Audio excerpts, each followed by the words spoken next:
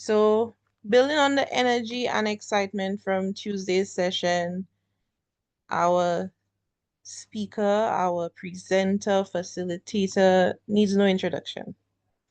He has been at the forefront of climate justice and renewable energy reform, shaping global agreements while driving real change here in the Caribbean.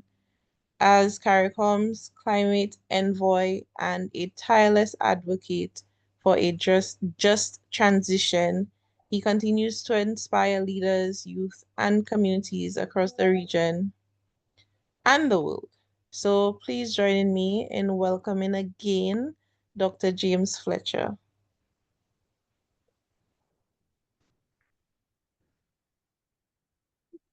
Thank you, and hi everyone. It's good to be back here again. On Tuesday, we discussed the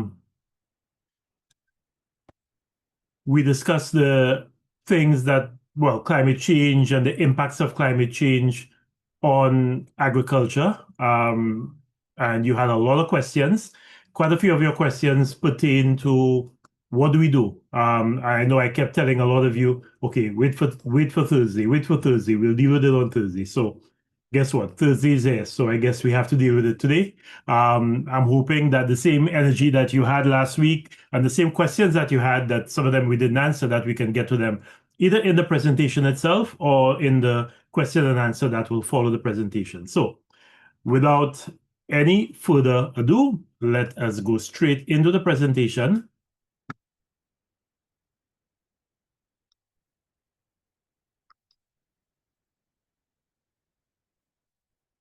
So adaptation and resilience to climate change in the agriculture sector. And again, just can you give me a heads up that you are seeing my slide?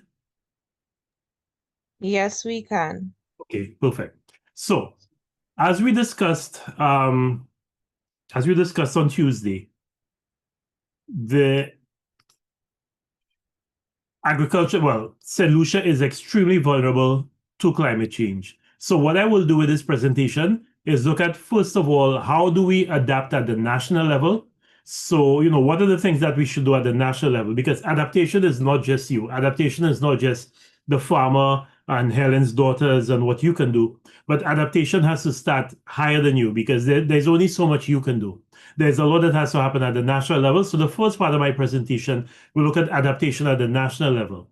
The second part, we'll briefly look at disaster preparation and response. It doesn't matter what we do. It doesn't matter how we adapt. It doesn't matter how resilient we become, how much we decrease our vulnerability. Unfortunately, at some point, we will be impacted by some kind of extreme weather event. It could be a hurricane. It could be major flooding. It could be a drought. That will happen. It's just, unfortunately, the nature of where we are, where we live. We live in the middle of the Atlantic Ocean, and you get these storms that form off West Africa, and they blow right across the Caribbean to get to the United States of America. So at some point, unfortunately, some kind of weather event will impact us, and we will have to respond. So how do we prepare to minimize the damage that we will get from that extreme weather event? And how do we respond when we are hit by an extreme weather event? That will be the second part of my presentation. And the final part of the presentation will look at how can we adapt at the farmer level and at the organizational level. So what are some of the things that you can do individually as a farmer? And what are some of the things that your organization, Helen's Daughters, or any other farmer organization can do to help you build resilience and to help reduce your vulnerability? So as I said, small island developing states like ours are among the most vulnerable countries in the world for many reasons. Where we're located, the fact that we are small and our economies are very vulnerable to anything. So, we don't have large diversified economies like some of the larger countries. So if one industry is not doing very well, then there's something else that can take it up. In most of our countries, it's tourism, it's agriculture. One or two have financial services like Cayman and BVI, but mostly it's tourism and it's agriculture. So if you have a hit in one place, then the entire economy suffers. So That's why, that increases our vulnerability. Now, at the national level, what are some of the things that we need to do at the national level to increase our resilience and reduce our vulnerability? The first place I want to start is the water sector, because I think on Tuesday, someone asked me which sector I believe is most vulnerable to climate change and the sector that I would be most concerned about. And I'm almost certain I said then the water sector. And that's for many different reasons. One of them being that, you know, as Wasco tells you, water is life, even if they don't always provide you with the water, but we can all agree that water is life. Now, we have 37 watersheds in St. Lucia. That is 37 areas that are responsible for producing the water that we consume.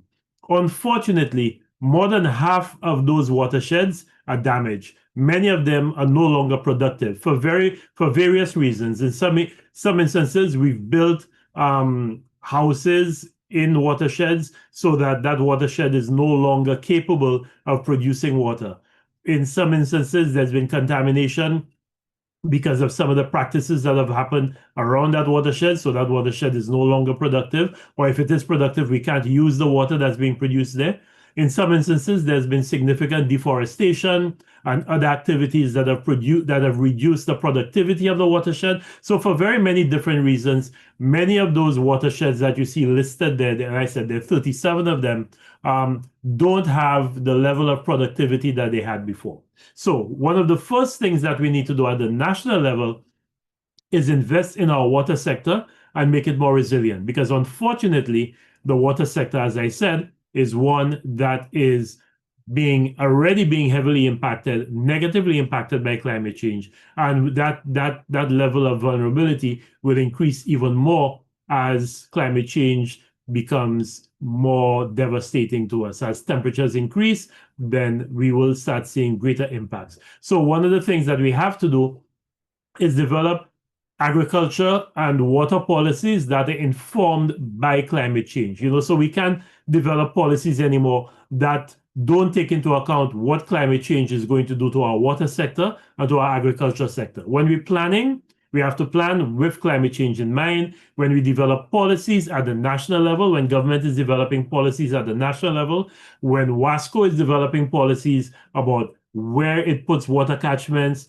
how it provides water to the citizens of this country, all of that has to be climate change has to be factored into all of these decisions. We have to also develop the capacity to accurately assess our water resources. I'll tell you something that for me was the biggest shock when I became Minister with responsibility for water in 2011. So part of my portfolio was water. And I can tell you that that was the part of my portfolio that gave me the most stress. I had a large portfolio, but the one part of my portfolio that stressed me out almost every single day was water. During the dry season, we don't have enough water to supply to people. My colleague ministers would come to me in cabinet and say, this area that hasn't had water for how many days? This one hasn't had water for a couple of weeks. The water levels are running low. There's a busted pipe there that Wasco hasn't fixed. Or I did get all the stories. And the same thing during the rainy season. It would rain. Because of the rain, we'd have turbidity. So Wasco would have to shut down the water supply until they deal with turbidity before they could supply. So there was always a problem with water. But the one thing that I could not understand was how I was given responsibility for a sector and I had no idea what was the totality of that sector. So what resource was I managing? Yes, I know there are 37 watersheds, and I know that these watersheds produce water, and I know that some of them produce more water than others. So you find like the Roseau watershed that feeds the John Compton Dam is one of our more productive watersheds. The Maki watershed is very productive during the rainy season, but it drops very low during the dry season.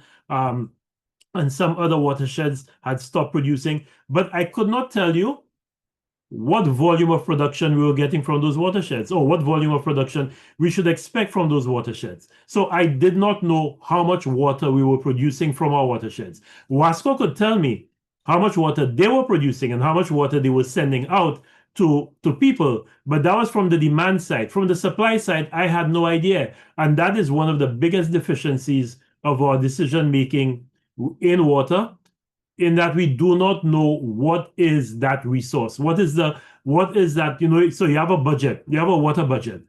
The one part of that water budget is how much water you're using. But the other part of that water budget is how much water you are generating. And we have no idea what that is. And that's why sometimes I know Wasco has its problems, and people compare Wasco to Lucelec, but that's not fair. Comparing Wasco to Lucelec is not fair. Lucelec knows exactly how much electricity it can produce. Why? Because Lucelec imports diesel. It puts that diesel in a generator, and that generator has a particular efficiency, so it knows how much electricity those generators will produce. Wasco has no way of knowing how much water it will get from the watersheds. It has no way of knowing how much rainfall we will get. And that is part of our problem, that in addition to the uncertainty of not knowing, rainfall, etc., we are not accurately measuring how much water is available. So there isn't a meter that will tell that Wasco has in these various watersheds that can tell it how much water these watersheds are producing. So it can decide, it can make very early decisions about what is happening in those watersheds and plan. So that is something that we have to do. We have to develop the capacity to accurately assess our water resources. We'll not be able to assess it down to the last gallon or 100 gallons or 1,000 gallons, but at least put ourselves in a position where we understand what resource we're working with and how do we manage that resource better. The next thing we have to do, and again, remember, this is at the national level. I'm not yet coming to you. This is at the national level and the things that we have to do on a government-wide basis. And this problem is not unique to St. Lucia. Many of the countries in the Caribbean have this same problem. I did some work for the Caribbean Development Bank and the Inter-American Development Bank. I think it was in 2017 or 2018, can't remember when, where I did a review of the water sector across the Caribbean. And I was shocked to find out that the problems that we have with water in St. Lucia are very similar to the problems that most of the other countries have with water in the Caribbean. One of the things that we have to do is to develop an integrated water resource management plan, because water is something that impacts and affects everybody.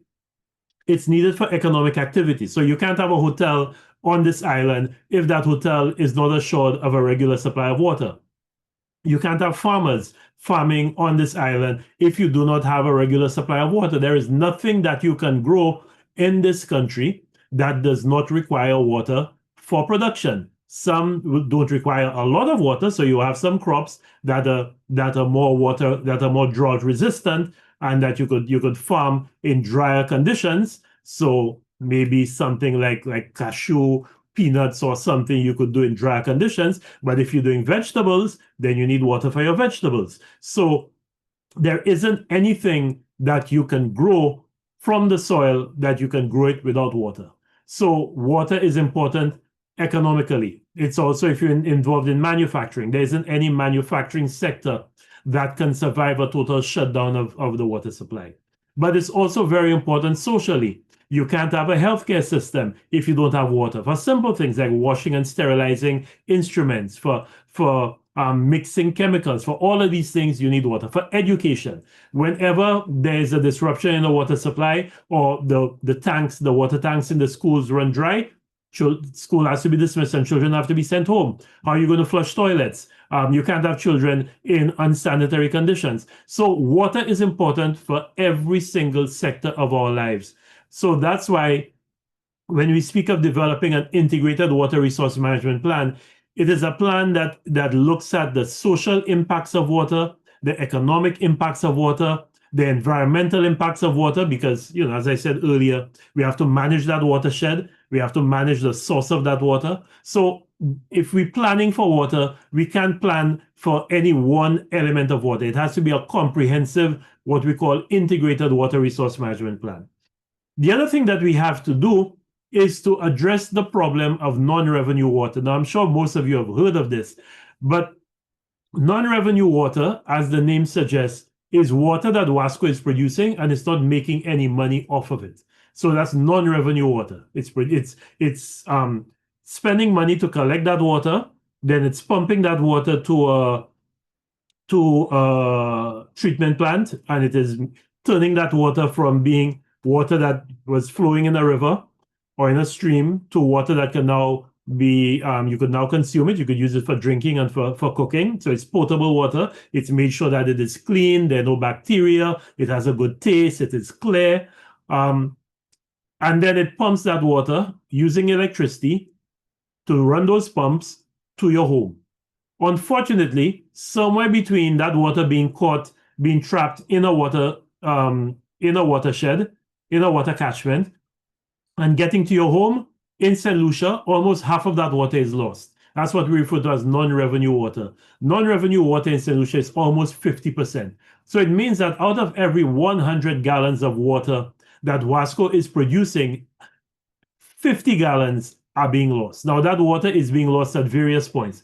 That water is being lost from in the case of the John Compton Dam, for example, from the dam to the Sybil's treatment plant in Cicero. That raw water line has many leaks in it. And you always hear of Wasco shutting down. Wasco telling you that they're shutting down for a few days so that they can repair a leak on that raw water line. Every time they repair a leak on that raw water line, another leak comes up somewhere. That entire line needs to be replaced, but the cost of replacing that line is extremely expensive, and not just in putting in new pipes, but everything that comes with it, digging it up. We're not talking about a small pipe. We're talking about a very big pipe, and the amount of disturbance and everything and labor resources that have to be used. But it is a bullet that Wasco has to bite. It is something it has to do, because you can't afford to be losing so much of your water just from leakages along that raw water line. So at some point, government and Wasco will have to make a decision that if this is costing $100 million, whatever it is costing, the money will have to be found for it. Because if you're losing 50% of your water, and most of it is coming from that raw water line, or a lot of it is coming from that raw water line, it is in your best financial interest for you to fix that problem. But it's not just in that raw water line. There are many leaks that are all over the place that Wasco needs to repair. Some of them they can't repair, because think of the city of Castries, for example.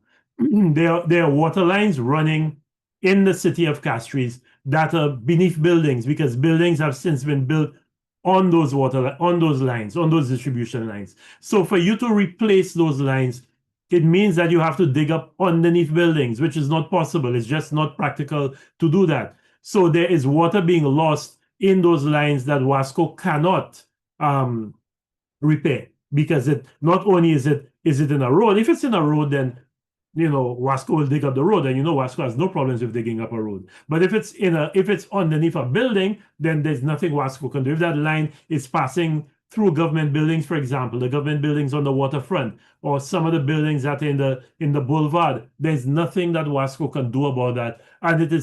And you can't say that, okay, you know what? Like you could do with your house, you could rewire your house. So if your electricals have gone bad, you could condemn the old electricals, and either by drilling through your walls or running conduits on the surface of the wall, you could put new electricity lines to bring electricity to other parts of your home, or to replace the old lines. You cannot do that with your water system.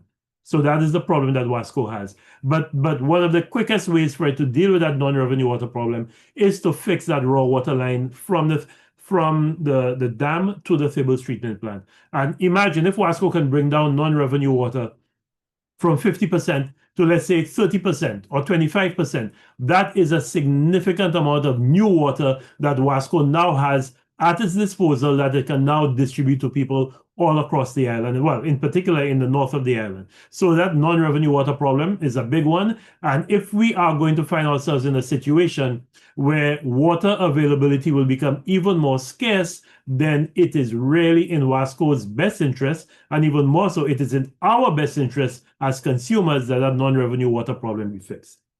The other thing that we need to do is to provide incentives to improve water storage and conservation. Because, again, earlier I spoke to you about the budget, about the water budget. Now, the national water budget is actually favorable, because we're not like an island like St. Kitts and Nevis or Antigua and Barbuda, where you do not get a lot of rainfall. St. Lucia gets a significant amount of rainfall. Sometimes it feels like we don't get as much rainfall as we were getting before, and that's true. But we're still getting enough rainfall that if we were storing that rainwater, we would not have a problem with water availability. And storing that rainwater at the national level with Wasco and at the household level with us, because enough rainfall is falling on this island for us to store and have water for the entire year and to keep us through the dry season. The problem that we have is we do not have enough water storage capacity, both at the level of Wasco, but also at our own levels. And one of the things that we have to do, and you have to do as a farmer, is both for your own household needs and for your farming needs, is ensure that you have enough water storage, because water will become a bigger and bigger problem. So the more of that water you can store, the better you will put yourself in a position to deal with climate change and its impact on the water sector. And that's what we when we speak about rainwater harvesting, that's what we're speaking about, harvesting that rainwater so we can use it. But there's another thing that I've been encouraging us to do, particularly people who are building new homes, and that is to do dual plumbing. So you have separate storage for rainwater and separate storage for Wasco water. The rainwater that you're storing, that water should be used for things where you do not, for activities where you do not require potable drinking water. So things like flushing of the toilet, watering your garden, washing your cars, even washing your clothes. These things you do not need potable water for, but that's what we're using Wasco water to do. The water that Wasco collects in a catchment, then uses electricity to pump that water to a treatment plant, uses significant chemicals and other reverse osmosis and pays people to treat that water so it now is clear, it tastes good, it has no bacteria, it has no soil, it has nothing in it, and then uses more electricity to pump that water to your home, and you then take that water and you promptly flush it down the toilet when you use the toilet. That does not make sense. Or you take that water and you use it to wash your car or to water your garden. That does not make sense. We should be using rainwater to do these things and using the water we get from Wasco, the drinkable water, for drinking and for cooking. That's what we should be using Wasco water for, but we're using Wasco water for everything. And if we want to conserve water, the easiest and quickest way to conserve water is to use Wasco water for only the purposes where it is required and use rainwater for everything else. So that's why I talk about dual plumbing. If people are building new homes now, they should do their plumbing separately. So the plumbing that is going to their toilets and the pipes that are outside that they use for washing washing down their yard and watering their plants and washing their vehicles, that should be rainwater. That should not be the plumbing that goes from whatever storage tank you have for Wasco, then that goes to your kitchen. So that's for cooking and that's for drinking. That goes up to your toilet for your face basin, so that when you're brushing your teeth, at least you know you're using clean water to brush your teeth and you're not using contaminated water or rainwater, because that could be a problem. So you decide those places where you need clean, fresh water, and you plumb the Wasco water there, and everywhere else you use rainwater, and you'd find that would make a big difference. And guess what?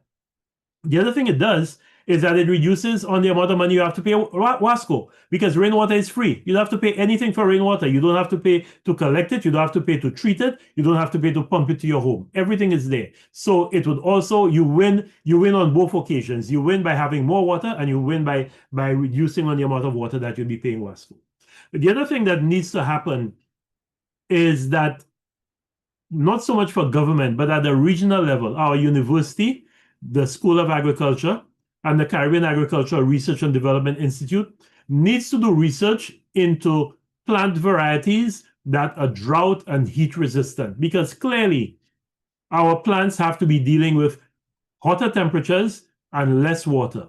So you want now to ensure that you have varieties that can deal with that. You don't want a variety that requires a lot of water and wilts very quickly whenever it gets too hot, because that increases the cost on you to be maintaining that crop. You have to ensure that it's always watered, maybe watered 2, 3, 4 times a day, because when you water it in the morning, by 11 o'clock, all the water has dried out, particularly if it's a plant, a variety that requires a lot of water, and maybe afternoon you have to be watering again. So you want something that is more drought resistant and heat resistant. So that is the type of research that our university and Ag-cademy needs to do, so they can now determine what is drought resistant, and then make those seeds, make those varieties available to you for farming.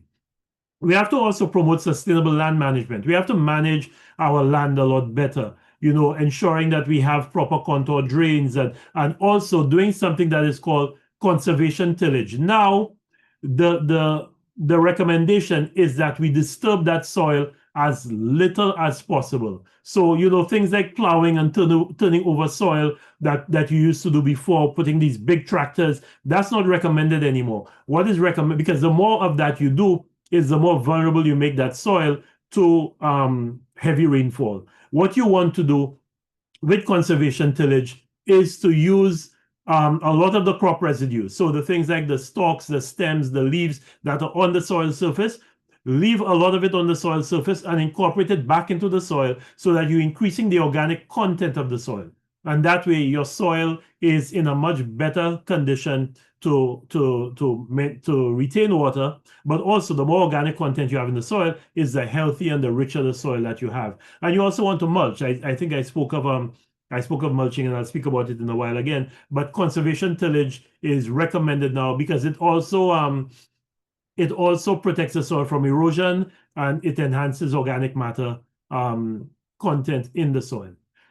You want to practice agroforestry where you can. So if you could intercrop with big trees, that will serve as windbreaks. So if you have heavy winds, so the big trees that are on your boundary can break that wind, so you don't have a wide open field. So if you have any heavy winds, everything, the wind just passes and wipes out everything in your field. You want to practice agroforestry as much as possible so that you could have windbreaks. You could do some multi-cropping. So if you have tree crops and you have your vegetables, the other good thing about that is that you have a mixed income. So you're not only depending on one thing. Now, not everybody can do that. Those of you who can do it, it's definitely recommended that you do it. As I said, mulching to retain soil moisture, especially these days, particularly during the months of June, July, August, September, when it is so hot, when that sun is just blazing down, you want to reduce on the amount of evaporation of the water that you're putting into the soil. So definitely as much mulching as you can do to retain that soil, that is certainly something that is advisable. Engaging in integrated pest management. We don't want heavy use of pesticides. It's not good. One, it's costing you a lot of money because pesticides are not cheap. Pesticides cost money. Secondly, it's not good for your health by the constant exposure to pesticides. And it's also not good for the health of the people who are consuming the crops that you're selling. I mean, granted, if you leave a sufficiently long period between when you spray and when you harvest, there would not be a problem. But still, the less pesticides you could use, the better. So integrated pest management, where we identify natural predators, or we use things like neem and others that can help in the natural control of pests, as much of that as you can do, and you could do it effectively and efficiently without losing your crop, because I know sometimes we talk about integrated pest management and natural control, and then find out that people end up losing their crop because they have not done it properly. So you want to find a good balance and speak to people who've done it, and you see how it works. This one, for me, is a very disturbing graph. And that speaks to the lack of a land use policy in St. Lucia. So when we talk about vulnerability of the agricultural sector, this is actually worse than climate change. In 1974, we had 72,000 acres of agricultural land in St. Lucia. The last time we did a census, which was in 2007, 18 years ago, we only had 30,000 acres of agricultural land in St. Lucia. So we went on from 72 to 30. That's more than half. That was a reduction of more than half. That's 2007.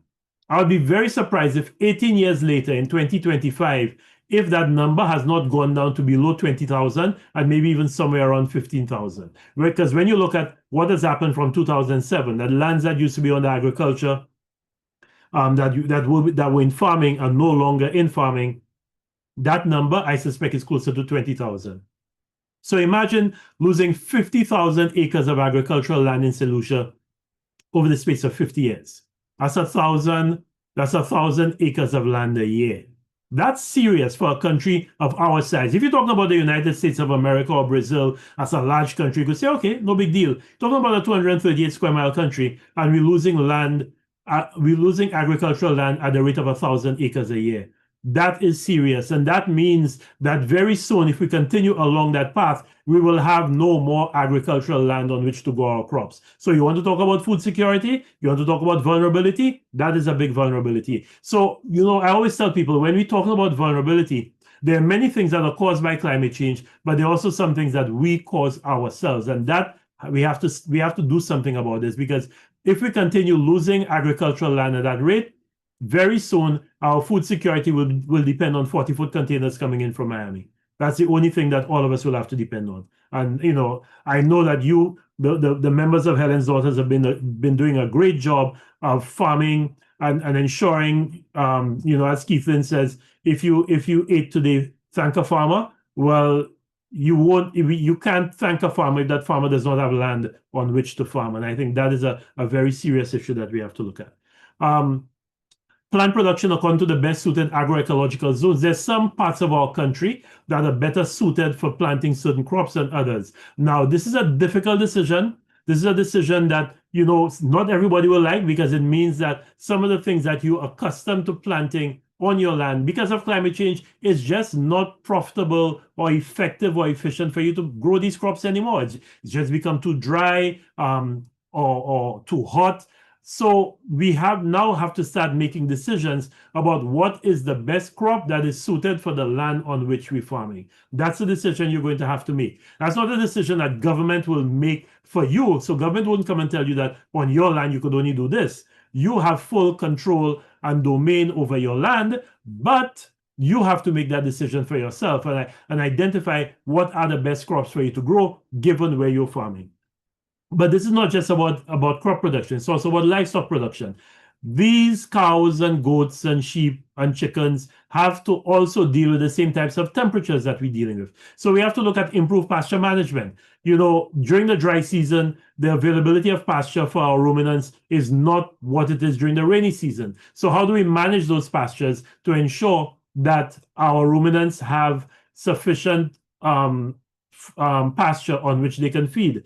How do we provide shelter for those animals? These animals are out in temperatures that are extremely inhospitable, extremely uncomfortable. If they're uncomfortable for you, you don't think they're uncomfortable for the cows too?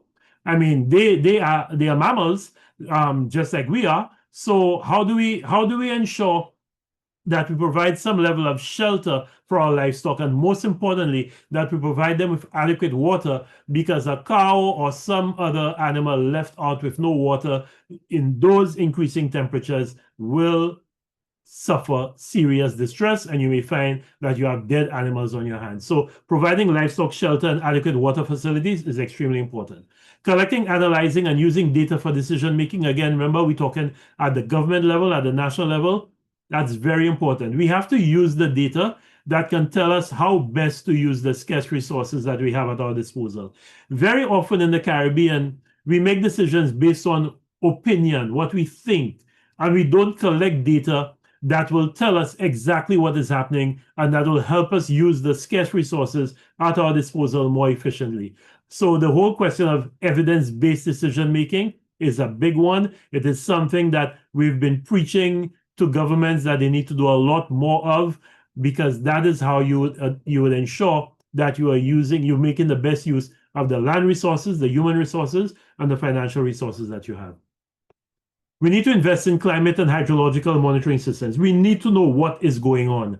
What is going on with our rivers? What is going on with the temperatures? That we have to be able to collect that data in a localized manner, not what you hear that, yes, we collect data at Uanora Airport and at George F. L. Charles Airport on how much rainfall fell there. We need to collect that water on a community by community basis, on a community by community basis, so we know what's going on and we can make decisions based on what the data is saying to us.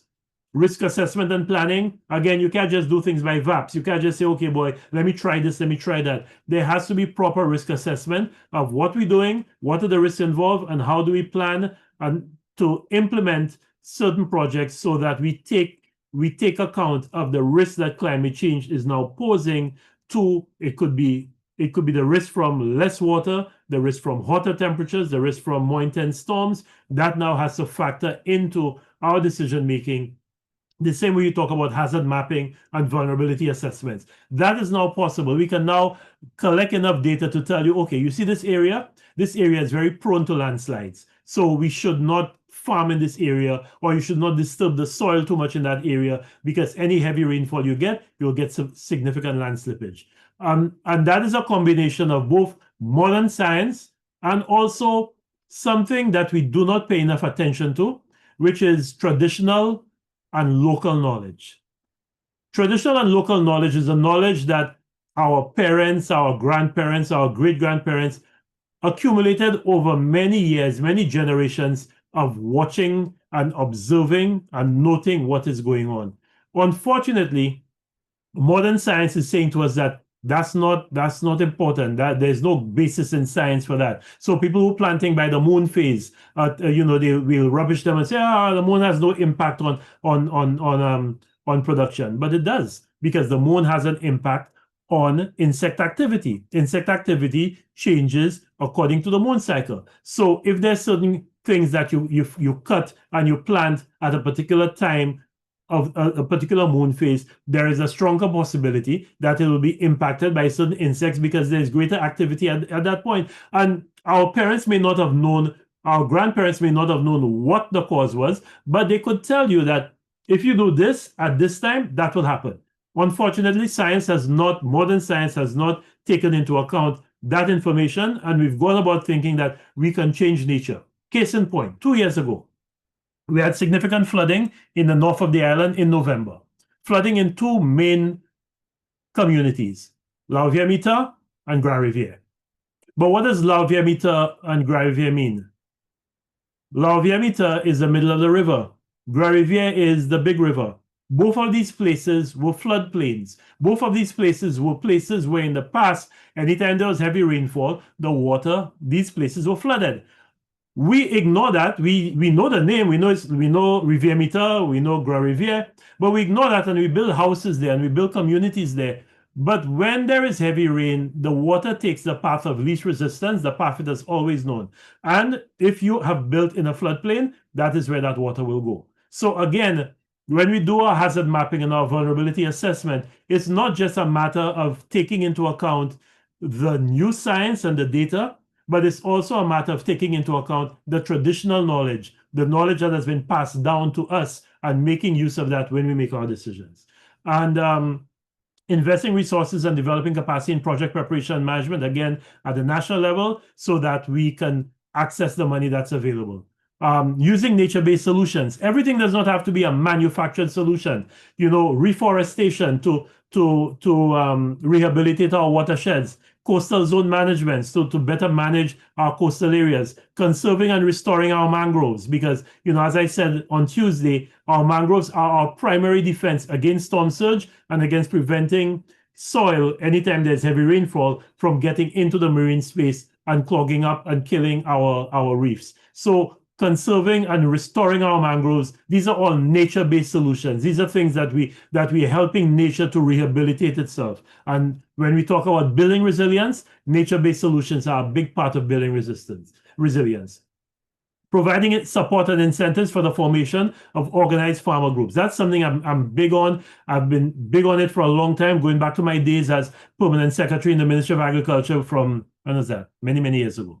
To now, because farmer groups help you, they give you economies of scale. There are things that you cannot do as a small farmer that you could do within a larger group. You would not be able to have a farmer market if you were one farmer. You would not be able to, if you came to a spot, be that spot in Rodney Bay or where you all used to be before, at Point Seraphin, and you were just one farmer coming there. Okay, one or two people might come every now and again, but you would not get the large numbers of people coming every 2 weeks, every fortnight, because you alone cannot supply what everybody needs. So organizing in farmer groups helps you with marketing. Organizing in farmer groups helps you with procuring equipment, because you're now buying in bulk, so you could get better prices. Organizing in farmer groups helps you with getting better support, because one person, I can now give this talk to 150 or 200 people. I would not be able to do this to 200 people individually. I would have to do it every day, and I'd have no time to do this. So farmer groups are extremely important, and that's one of the ways in which you can help to build your resilience, because there is unity in strength. Encourage research and education institutions to study the impacts of climate change on food and water security in the Caribbean. And that doesn't have to be just our University of the West Indies. It could be South Orleans Community College. It could be SBAs that are done by our secondary school students. I don't think we take enough advantage of our students and give them things to do that relate to the conditions that we're experiencing. And I think that is one area that's necessary. Conducting public education campaigns, which I know Helen's Daughters is doing. In fact, that's what this whole academy is all about. You could do it in formal ways like this. You could do it underneath a tree. You could do it in an extension office. But it's extremely important to educate people so that they understand what they're dealing with. Promoting youth and gender in adaptation measures.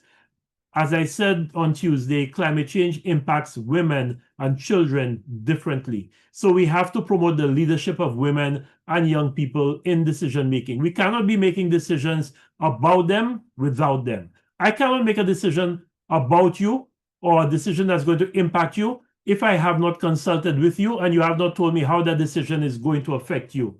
But often we do that. We make decisions about people without involving them and getting their feedback. So we have to promote gender and youth in our decision making, and certainly in our adaptation measures. Ensure that extension and other agriculture sector officials understand the impacts of climate change on agriculture, on food security, and water security. This is a field that is constantly changing, constantly evolving. If I give you this talk in 2 years' time or 3 years' time, there'll be things that I will say differently then from what I'm saying now, because our understanding is changing, the impacts are changing. So we have to ensure that our agriculture sector officials, our extension officers in particular, are constantly learning and constantly understanding how things are changing so they can advise you properly. Because if the extension officers were to advise you the same way they were advising when I was permanent secretary in the Ministry of Agriculture, then they would be giving you bad advice. Because when I was PS in agriculture, I left agriculture in 2003. That's 22 years ago. Things have changed dramatically since then. So that's why it is important for you to be constantly, as an extension officer and as somebody providing technical information, constantly refreshing your own mind and re-educating yourself so that you could provide the best information. So sharing resources and knowledge is extremely important, which is why, anytime I'm asked to do something like this, I gladly do it, because I think those of us who are blessed to have been given information and given the capacity to collect information and collect knowledge, particularly in small island states like ours, where not everybody has that opportunity, where not everybody can get to attend university or has the time to do these things, that it is our responsibility, the responsibility of people like me, to share that knowledge with others so that we can help raise people and help them improve whatever they're doing. Climate proof our infrastructure is extremely important. What used to be a 1 in 50 year event. So, they tell you, boy, the last time that happened was 50 years ago or 100 years ago.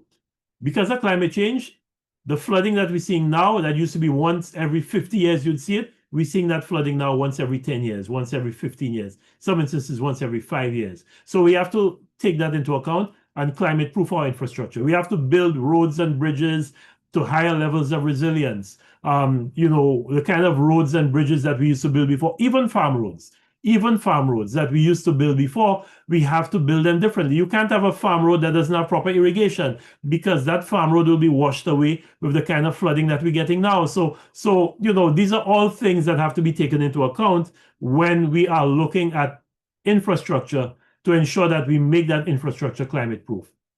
We have to ensure better collaboration of regional organizations. Sitting where I do, I see very often organizations that are not talking to each other and not coordinating with each other. And that is something that has to change. We must, because we have such scarce resources, we must have our different regional organizations and at the national level, our ministries talking to each other.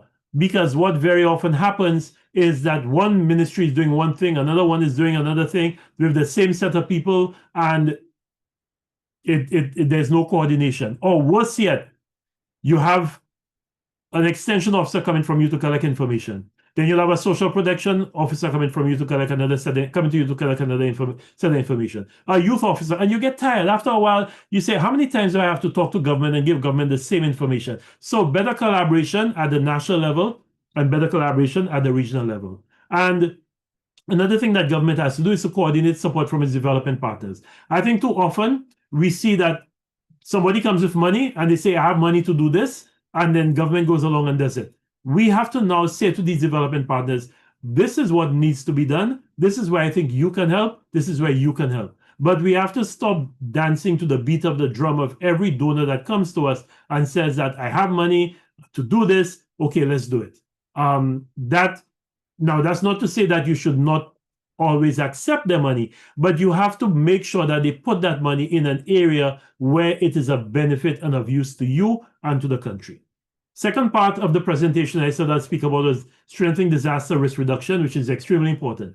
I was very happy to see that the government recently spoke about an insurance mechanism for farmers. That is something that is desperately needed. We must have a risk transfer mechanism because you are investing money in something that is not insured. It means that you really are at the mercy of nature. You're at the mercy of pre-deal lastness, and you are at the mercy of pests and diseases. So that is something, and I know they say, oh, well, agriculture is risky business, but there must be a way in which we can provide a better risk transfer mechanism so that the farmer does not bear all the risk of farming. Otherwise, it will not be profitable for a farmer to go into farming because it's just too risky. There's just too many things. There are too many ways in which you could lose your entire investment. So that is something that needs to be looked at. Installing early warning systems.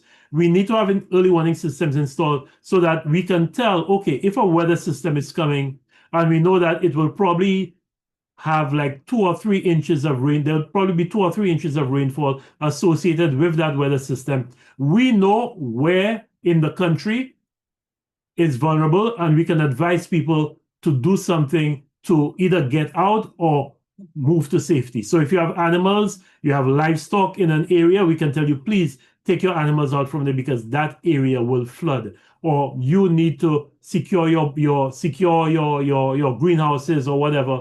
We don't have these early warning systems in place that can tell us very precisely what type of hazards we will experience from the various systems that are going through. And that is something that we have to look at. Provide emergency funds for recovery and support, extremely important, particularly when you don't have insurance. You need something to help you get back on your feet. And again, I know that is something that government very often looks at, but there has to be some kind of contingency fund set up to provide funds for recovery and support for farmers when they hit by natural disasters. Psychological first aid after extreme weather events, that's something, again, we don't pay sufficient attention to. I saw this in Dominica when I worked in Dominica. It's not just first aid because somebody has been cut or they've broken an arm or something. It's first aid because somebody has experienced a trauma. And that person you need to provide that person with support to help them work through that trauma. Otherwise, that trauma will revisit them and it will influence and impact what they do in the future. Again, like I said, I saw it in Dominica. Every time there was a weather system that was approaching, people went into the state of panic because for them, the memory of Maria was so fresh in their minds that, boy, they just couldn't imagine going through that again. You have to help people de-stress. You have to help people deal with the trauma. Otherwise, they will carry a form of PTSD, post-traumatic stress, that will not be very healthy for them. After disaster, some way of providing assistance and subsidies, in-kind support. It could be seeds, it could be tools to help people restore their livelihoods as quickly as possible. These are some of the things that government needs to look at. Improving preparedness planning, identifying vulnerable communities and groups, and developing emergency response plans.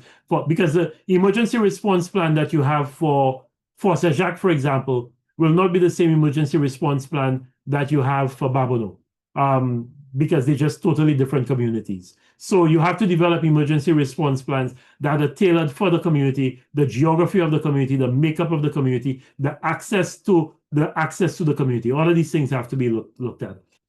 And finally, when it comes to post-event activities, develop the capacity to undertake damage and loss assessments.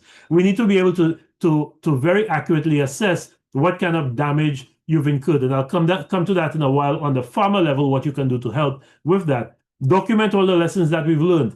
Again, from the time I spent in Dominica, the thing I found very, very disappointing was that Dominica had gone from a major hurricane, in fact, 2 in 3 years, Tropical Storm Erica and Hurricane Maria. What I would have thought would have happened was that countries would come to Dominica, delegations would come to Dominica to talk to the Dominicans to find out, okay, what are some of the lessons that you learned? What are some of the things that you did badly that we should not do? What are some of the things that you did well that we should copy? That does not happen. So it's like every time we go through this for the first time in a country. And that doesn't make sense because we've all had experiences in one way, shape, or form in dealing with these disasters. Why don't we document it so that people know, okay, this is what I should do. This is what I should secure. This is how I ensure that my roads remain passable or I can clear them up as quickly as possible. So sharing experiences regionally and within the SIDS community of Small Island Developing States, is important. So the last part of my presentation is what can you do at the farmer and organization level? Well, first of all, engage in climate smart agriculture, and I spoke about that earlier. Conserve and manage water at the household and the farmer level. That's extremely important for you to do. So the same way I said it's important at the national level, it's important for you to do on your farm. Practice soil conservation. Again, I spoke of that earlier. Diversify your crop production so that you're never really dependent on only one crop. If one crop fails, you have something else. So you intercrop your 3 crops with something else, with vegetables or something. You have some way of diversifying your production so that you know that you will always have a regular source of income regardless what happens. Utilize integrated pest management, practice agroforestry. So the same things I said at the national level, you need to do on the farmer level, the household level. On-farm water management, micro-irrigation systems. As much as possible, you don't have time to be going around in a bucket or going around with a hose and watering plants. So as much as you could put in micro-irrigation systems, so you ensure that your plants get the water that they need when they need it, and in the volume that they need, is something, particularly now with water availability being what it is, then that is important. Water recycling, if you could recycle water. So for many of you, you farm where you live. So why can't you direct some of your kitchen water to, well, not your vegetables, but some of your tree crops? These are some of the things that you can do to allow for water recycling so that you make the best possible use of water. Rainwater harvesting, well, I spoke about that earlier, why it's so important. Investing in adequate water storage. Just actually 3 of my water tanks, when I only had 3 water tanks, and that was just 2 years ago.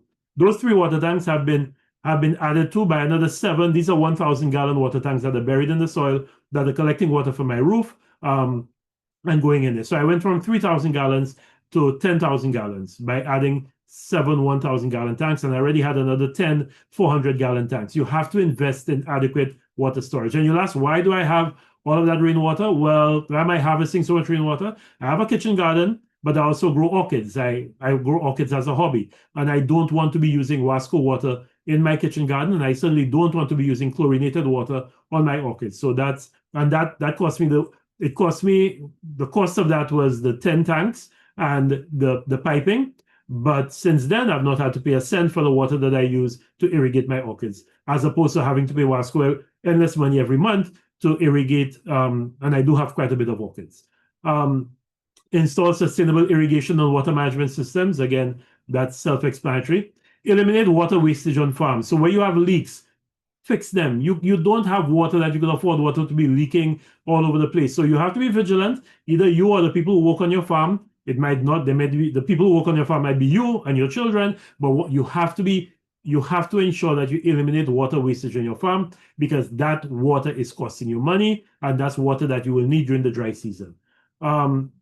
Diversify your income. So if you could do some agrotourism, if you could do some value added with agro-processing or fish farming and aquaculture, whatever you can do to diversify your income so that if you take a hit, there is still something there that you could fall back on that will keep you going until you get back fully on both feet. At least you're on one foot and you can still get something going. So when we talk about income diversification, that is something that helps you build up resilience on your farm. Diversifying production to high value commodities that are less water intensive. There's a big, big market for herbs and spices. If you go to Whole Foods in the US or Holland and Barrett in the UK, you will find that things like bitter melon, turmeric, which is chichima, ginger, soursop, all of these things have high value. They're being packaged and put in capsules or desiccated and put in powder form, and people are paying a lot of money for that. Why aren't we doing research to see, okay, how can we package Gwenabafe and how can we package Veven Lachewat or Latana or something? All of these things are things that are part Chapatier. All of these things are things that we use in our traditional medicine. But you know what's going to happen? Somebody from the US or from Europe or the UK is going to come, notice it, get it from us, put it in a capsule, sell it for endless money, and we still there not getting anything from it. And the good thing about these things is that they do not need a lot of water. So these are commodities. When you look at the price that these things are selling at Whole Foods, you will find that the value of them is even higher than the bananas and the vegetables that you're selling. Engage in climate smart agriculture. That goes without saying. Use innovative and more water efficient production systems. Now, not everybody can do this. Not everybody can do hydroponics. Not everybody can do aquaponics. That's the picture of the great facility that the National Council of Persons with Disabilities that they have in Viewfort at the Skills Development Center facility. And I mean, they are producing some excellent fruit, very little water. They have tilapia, and the water from the fish water is being circulated through. That provides the irrigation, that provides the fertigation, and excellent production. That's expensive, I agree, but there are simpler and cheaper ways of doing that same thing. Increase resilience of farm infrastructure. Again, things like mulching, drip irrigation, proper drainage, etc. Join community-based organizations. I did tell you earlier that I'm a big fan of community-based organizations, and I'm an even bigger fan of Helen's Daughters. As many people as possible. I know that Helen's Daughters has not yet started their next membership drive, but whenever they do, please. And I'm not saying this because I know Keithlin or I like Keithlin or anybody else there, but the work that Helen's Daughters has been able to do is amazing. The support that Helen's Daughters has been able to provide to its farmers is absolutely incredible. And again, there's strength in numbers. So join community-based organizations. You will find that you'll benefit from it. Access and use climate information systems to help you make informed decisions. And again, this sounds technical, but it could be something simple like a WhatsApp group. You set up a WhatsApp group for people who are doing similar your vegetable farmers. You set up a WhatsApp group so you could share information, so people can tell you what variety what seed that they use, or where they bought it that they found worked really well, or was more drought resistant than others, or when they found was the best time to plant, particularly for new farmers, people just coming in. You need to be able to give them that support group. So that climate information system does not have to be some high tech computer-based system. It could just be a group of people who come together, who share information, who provide support, provide advice, and tell you what are some of the things they've learned over the years that have worked, and what are some of the best practices that they've seen from elsewhere. For Helen's Daughters, I think I had that conversation with Keithlin recently. You need to geolocate your members. You need to know not just where your members are farming, but to be able to identify on a map exactly where those members are, because that's extremely important. When disaster hits, you will know exactly where. You could tell the disaster response people, I have a farmer who doesn't just live in Jetwin, but that is where, this is the precise location in Jetwin where that person lives, and this is where their farm is. Their farm might be somewhere else. Their farm might be in Saltibus. This is where their farm is. I need you to go and check on these people because I've not heard from them. So you really, and this is something you could do very easily, very simply with open mapping. Again, it was something I did when I was a minister. We had an open street mapping exercise where we went and we tagged a lot of the places in St. Lucia.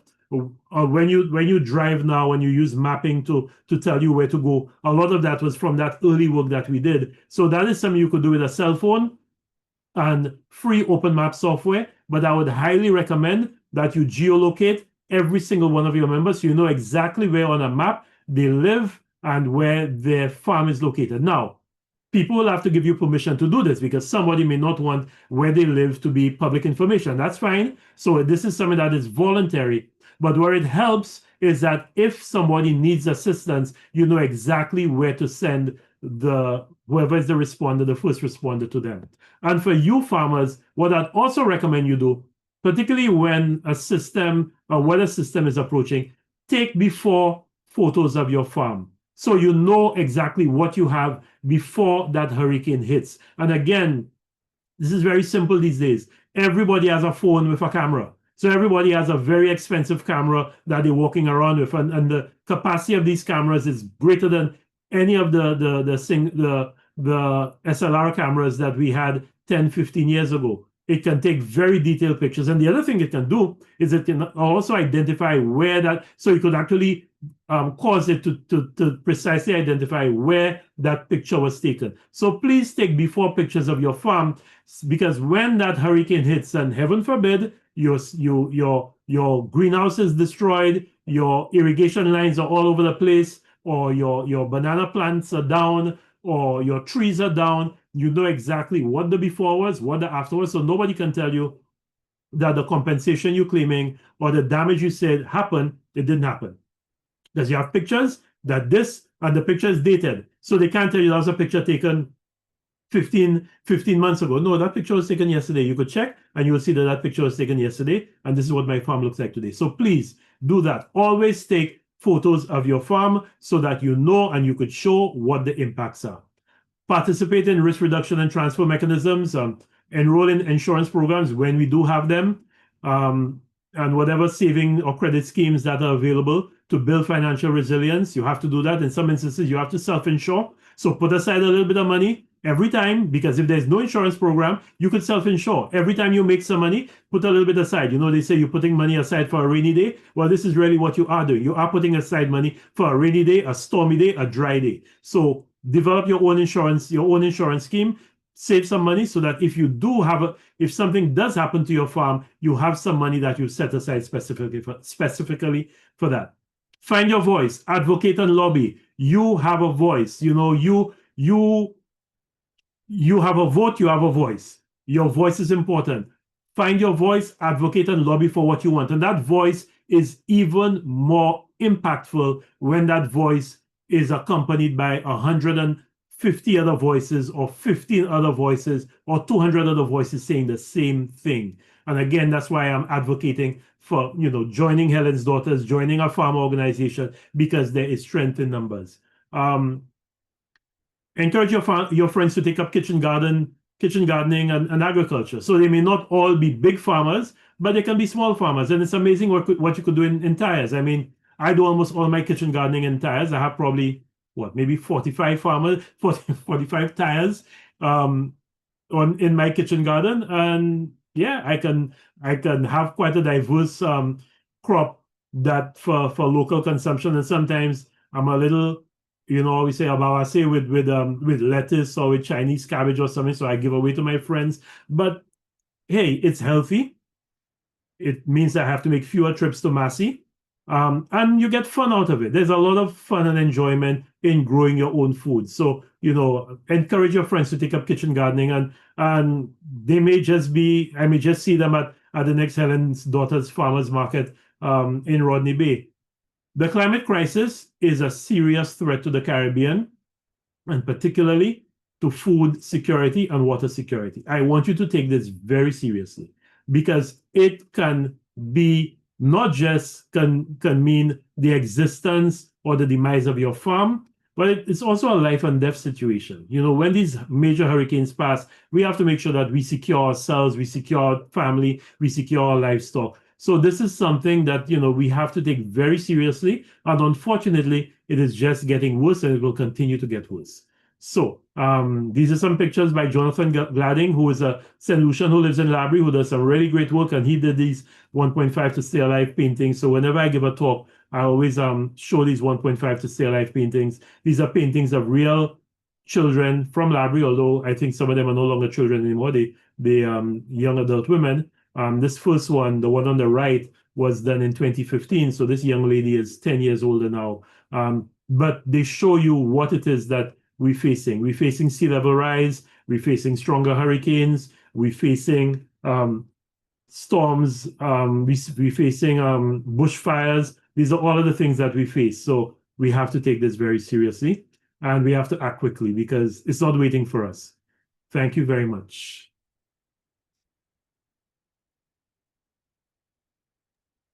Thank you so much, Dr. Fletcher. I'm seeing the reactions of the round of applause, and I wish I had a high five for me to give that. um, so of course you have questions. Um, and look, the reactions are coming in. They're coming in, all of the hearts and the claps. I hope you could see it. I can see it, yes. Wonderful. Okay. So for our questions, someone asked, how about Wasco condemning the pipes that they cannot reach underground and creating and redirecting new pipes? That's a possibility. They won't be able to do it everywhere, but certainly that's a possibility, particularly in newer developments and where they know that they do have serious leaks, but it's not going to be possible to do it everywhere. They can do it to some extent, but like I said, for Castries, for the city of Castries, and some of the more built up areas, Viewfort, for example, is going to be difficult to do it because you know those pipes are now branching out to different places. So it's not just you condemning that pipe and it's one or two places that are being affected. A lot of places are being affected, but it's certainly something that they will have to do some research into. You know, the other thing too is that many of those pipes, Wasco doesn't even know where they're passing because those pipes, when these pipes were put down, the engineers who put those pipes down are not alive anymore, and there are not plans. They don't have site plans for where all of these pipes are passing, so they can't even tell you, okay, you know what? We know we have a line that passes underneath there. Maybe the only way they can know is if they see, okay, they've dug up a road here and they've seen that yes, there's a pipe here and the only place that pipe can be passing to go there would be underneath these buildings. But they don't have, in some instances, they don't have plans. And the people who, like I said, put those pipes down in the 1920s, 1930s, these people are no longer alive. So that's the challenge. But yeah, great question. As much as possible, it's certainly something that they would have to look at. Someone asked, would you agree that climate change, erosion of lands, as well as the sale of prime farming land to private investors are the cause of St. Lucia losing farming land? Yeah, all of the above. Maybe not so much climate change. I don't think climate change is that much responsible yet for us losing land. But yeah, the loss of the banana industry or the demise of the banana industry was a big thing to her because a lot of those lands were lands that were under banana cultivation. And when the things changed in the banana industry in the 1990s, you know, when the WTO was formed and the European Union was formed and we started getting competition from bananas from Latin America and then later on from West Africa. And the price that our farmers were getting for bananas had dropped so much that for some of them it really didn't make sense for them to stay in bananas. They abandoned those farms and people then ended up selling the people went around looking for farmland to buy, and people I know particularly in the Roseau Valley, that's something that happened. People went around looking to see where farms had been abandoned and offered farmers money for those lands and bought it up, and those lands are no longer being used for agriculture. So I think it's more the absence of a land use policy that has not said, okay, you know what? That land has to stay under agriculture. This is prime soil. It's flat land. It's an area where we should not have any farming. For me, the biggest indication of just how far we have regressed is when, I mean, I'm old enough to know the banana industry in its heyday. You know, as a little boy driving in my father's vehicle, going down to Viewfort and getting down to the bottom of the Mon and going through cul-de-sac and seeing banana farms on both sides of you from the time you go through cul-de-sac. When I get to the bottom of the Mon now, there's a KFC, there's a drive-through KFC. So there's nothing for me that tells me just how much we've changed from knowing that there on that land, there used to be bananas that were grown by farmers, that were exported to the UK, that we made money from, significant money that helped that farmer send his children to school, improve his quality of life. And those bananas also found their way into supermarkets, either as green bananas or as ripe bananas, and we consume them. Now, that spot is held by a KFC that is mostly importing chicken. Yeah, there's some local farmers, local chicken farmers, broiler producers that are selling to KFC, but most of the chicken that KFC is using is imported chicken that has hormones and antibiotics to get a 6-week-old chicken to look like a big chicken so you could consume it. And that money is not staying in St. Lucia. Some of it is staying, yes, from paying for the people who work there, but a lot of it is being exported. So we've gone from something where we had food security, where we were farming that land and making money from it, to something now where we are eating food that is not always good for us, eating too much, and it's not just KFC, but eating any fried chicken for too much fried chicken is not good for you, and we're leaking money. So we're losing foreign exchange. So I think not having a land use policy where government said, and this is not any one particular government, this is going back to 1970s, even before independence, where we did not map this country out and say, okay, these lands cannot be used for anything else but agriculture. That was a big problem. That's why we've lost so much of these lands, and we've allowed people to put businesses, put homes, put all sorts of things there, and that's why we've lost so much land. So one of our ladies are asking, it's a twofold question. So what are the drawbacks of using GMO seeds? And she asks also, would you recommend the use of tires to grow crops in, knowing the chemicals from the tires can be leaked into the soil, leached into the soil? Right. So the first thing with the GMOs, my problem with GMOs is whether GMOs, one, you don't know what effects they have. So yeah, you sold GMO seeds. GMO is genetically modified, genetic GM seeds, genetically modified seed. Now, not all genetically modified seed material is bad. What has happened is that the genetic modification is something that was engineered. But we do, as scientists and geneticists, do genetic modification all the time. When we breed for a particular quality in a crop, so we notice that, okay, this particular variety has is more drought tolerant, or this particular variety has a particular shape. We breed for that. So that is in a way, and we sometimes what we do is we cross-pollinate. So we cross this one with that one to come up with something that has the qualities that we are looking for. That's genetic modification. It's natural genetic modification.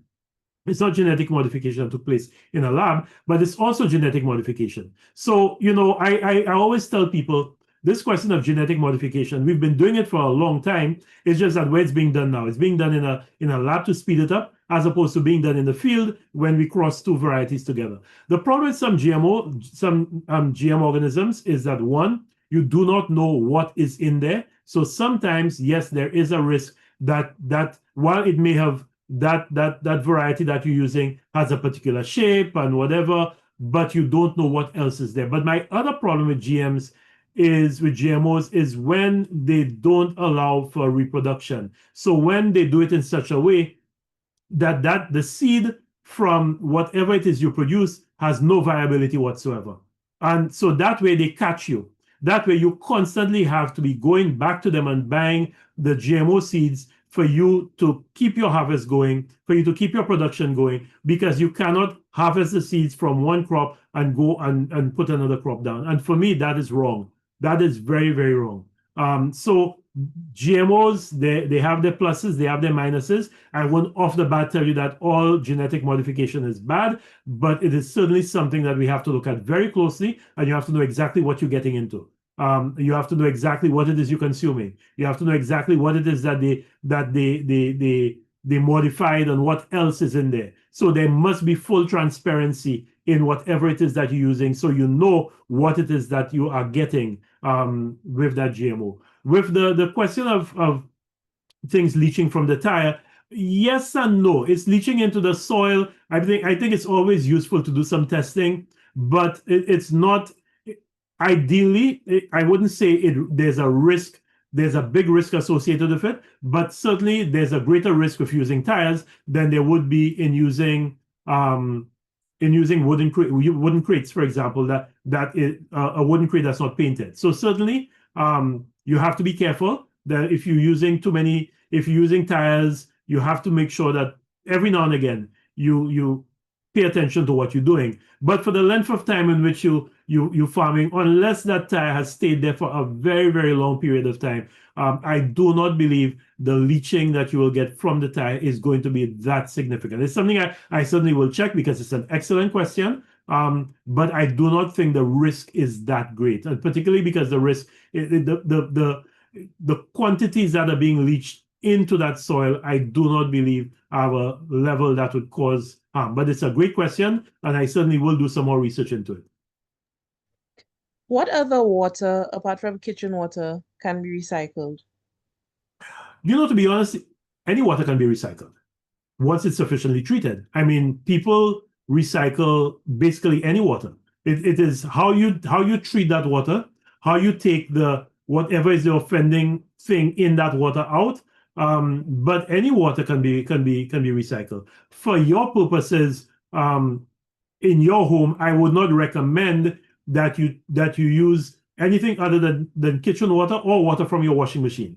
Because the water from your washing machine, and again, it's where you use it. So I wouldn't recommend you take water from your washing machine and you put it on your vegetables. Certainly not. But I don't see a problem with water from your washing machine going to your tree crops. If I have a mango tree, I don't have a problem with taking the water from my washing machine and directing it to my mango tree. I will not put it on my lettuce. I will not put it on my tomatoes. I won't put it on my cabbage. So it's how you use it and it's where you use it. You just have to kind of be a little sensible, because if it's coming from your washing machine, not only do you have detergents in there, but you also have the grime, whatever was on your clothes is now leaching out into it. So you don't want that to be on anything that you'll be consuming immediately. But certainly getting into your soil, by the time it gets into the soil, it breaks down. So the risk is not as high, or there's very minimal risk getting into your tree crops as opposed to getting into your roots and tubers and your vegetables. Thank you. Okay, so someone says, what a wonderful and informative presentation. I enjoyed it even more than Tuesday. She goes on to say, you buried your tanks in the soil. Why? It's very simple, because if I had my tanks above the ground, one, my wife would not be happy because I would have 10 tanks standing up like policemen in my yard, and I suspect my wife would put me out if I did that. Secondly, because of where my roof is, it's a lot easier for me to direct that water down into the ground. And the other, just one, for an aesthetic reason, and secondly, it means that I now can use the area around my tank. So aesthetics and also gravity. It was much easier for me to gravity feed down into the ground than for me to gravity feed above the ground. My home is not that tall that my roof would be able to gravity feed easily into the tanks, and I would not get sufficient. I wouldn't get these 1,000 gallon tanks filling all the way up to the top if I had them above ground. But I think the biggest issue was even to get to get my wife to agree that I would go from 3 tanks to 10 tanks was a bit of a bargaining session. So yeah, it was more aesthetics than anything else, I believe. Thank you. So somebody said, did you say that neem bush can be used as an insect repellent for crops? I think neem is useful for as a nematicide, if I'm not mistaken. I think neem is a pretty useful nematicide. So it helps in controlling nematodes. I will double Thank, check. My agriculture is not as great as it used to be. So yeah, it's a bug repellent. It has antibacterial properties. Yeah. Wonderful. Thank you. Given the high cost of renewable energy transition and climate resilient infrastructure in small economies, what financing models for partnerships have been proven most successful for SIDS in making these solutions viable? Yeah, a renewable energy really is something that we need to be encouraging a lot more in the agricultural sector, particularly for value added, because that's the way in which adding value to your product. If you want to produce jams, jellies, or whatever, you have to use, if you're drying, you have to use electricity. So if you use renewable energy, then you bring the cost down of the energy that you're using. So we really have to get greater penetration of renewable energy into the agricultural sector. I've also been looking at the possibility of whether we have high capacity pumps that run off solar. I haven't seen that many. I know there's some, but that's another thing because running a pump is quite costly. Running a pump on electricity, particularly if you're pumping, you have a farm and you're pumping water upstream, then that pump constantly running is so costly. But if you have a pump that is run by solar, then that reduces your cost of production. So we need to find a way to increase the renewable energy penetration in the agricultural sector. Now I know government has already taken off the duties, I believe, on solar panels. So you could buy solar panels and everything else with the solar, so the inverters, the batteries, and there's no duty on it. But we have to find a way. And again, I know Helen's Daughters does not have the resources yet to do that, but that might be one of the things that Helen's Daughters can look at. Maybe partnering with a development partner, that of foreign development partner, donor, that might be able to make some of those things available at a reduced cost so that you could get it to your farmers. And again, that's why, as I said, they strengthen numbers. You would not be able to negotiate that on your own, but a community-based organization can say, look, I have 50 farmers, and even more so, 50 female farmers who want to increase their production, who want to go into agro-processing, who want to put pumps on their farm. They really would need some level of support for solar panels. How can you assist? But it definitely is something that we have to look at, because I just find the conversation about solar and renewable energy has been confined too much to manufacturing and the tourism industry, and nobody has been saying anything about the agricultural sector. And getting renewable energy into the agricultural sector will be a game changer because it will now allow us to add value to agriculture. The reason Trinidad is able to produce all these products and sell it to us in the rest of the Caribbean is because in Trinidad, they pay what? I think it's like 7 US cents per kilowatt hour for electricity. So that's the equivalent of 14, say 18 cents, 18 cents per kilowatt hour for electricity. In St. Lucia, you're paying 35 cents, sometimes 40 cents, depending on the price of oil. So there is no way we can ever compete with Trinidad if people in Trinidad are paying 18 cents for electricity for every kilowatt hour of electricity that they burn, and we're paying between 35 and 40 cents. However, if we're generating that electricity from solar panels, then that's a different story. I put solar panels on my roof. The payback period for those solar panels, based on how much money I'm paying Lucelec every month, is somewhere around 4.5 years. Those solar panels have a lifespan of 20 years. So it means now that after 5 years, by saving the money that I would have been, so I'm repaying my loan with the money that I'm no longer paying Lucelec. So let's say my Lucelec bill was $700 a month, and it has gone down to $300 a month. Then that $400 from the use of my solar panel is paying my loan. So over a period of 4 years, 4.5 years, 5 years, I would have fully paid my solar panels. So after that, for the next 15 years, everything is gravy. I'm not paying a cent for those panels. And it will be the same thing with you, that yes, you will have to pay the cost of that panel amortized over a period of, let's say, 5 years. But after that, all of the electricity you're generating from those panels is free electricity. So we have to find a way to get solar panels, get renewable energy into the agricultural sector, because it really would make a difference. It would allow you to add value. It would allow you to even do simple things. Well, you don't need solar panels for that. You need solar dryers to do simple things like dried mango, do plantain chips and these things. You could do it from solar dryers.